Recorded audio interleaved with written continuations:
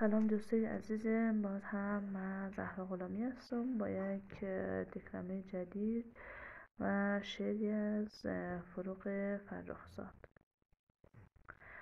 در آبهای سبز تابستان، تنها تر از یک برگ با بار شادی های محجوم، در آبهای سبز تابستان آرام میرانم تا سرزمین مرگ، تا ساحل غمهای پاییزی.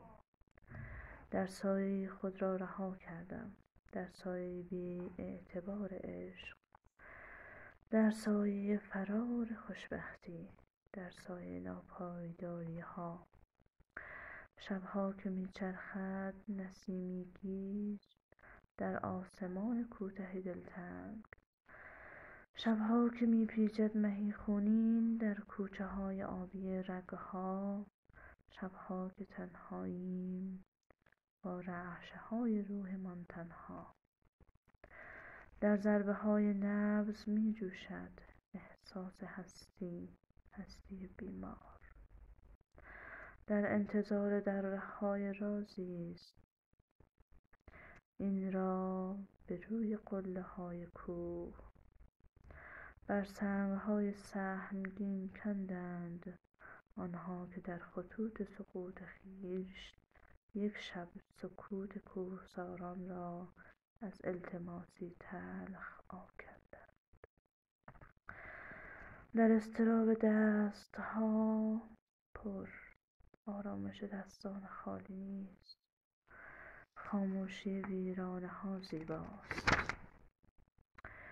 این را زنی در آبها میخواند، در آبهای سبز تابستان، گویی که در ویرانه ها میزیست. ما یکدیگر را با نفس هامان آلوده میسازیم، آلوده تقوای خوشبختی.